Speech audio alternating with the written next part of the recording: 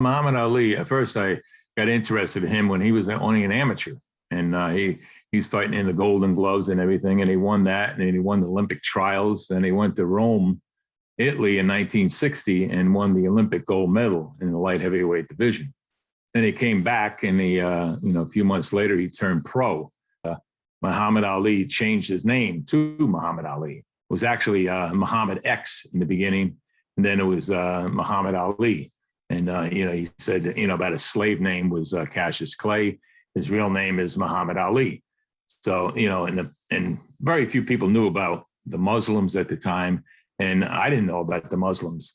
But, his name was Muhammad Ali. So, other people changed their names too. And, he started defending his title against, everybody. Then around 1967, the draft came out and he refused to go in. And, so he got his license taken away, and he couldn't fight for over about 3.5 years. And the best 3.5 years of his boxing career, he didn't even fight. Why didn't he just, go in the army and get drafted? But, he didn't want to do that. And the thing was that if he did go in, he wouldn't have, pulled the trigger on anybody. But he had his faith, his religion saying, I can't do this because of my religion.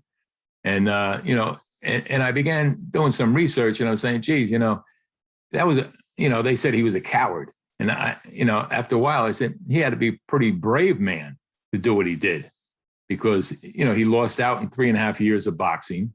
He would never have even, like I said, fired a gun.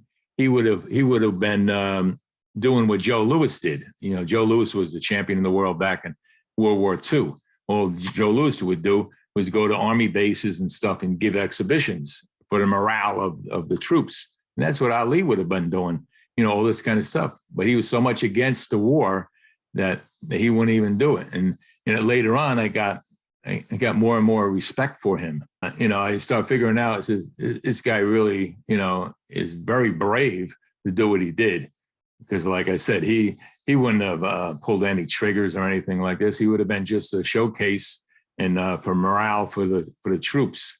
And when he did come back, he came back more popular because the 3.5 years, he couldn't box. He couldn't box at all. He wasn't allowed to box.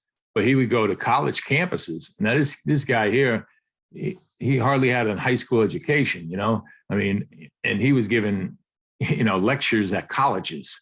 And so, like you said, he was great at speaking.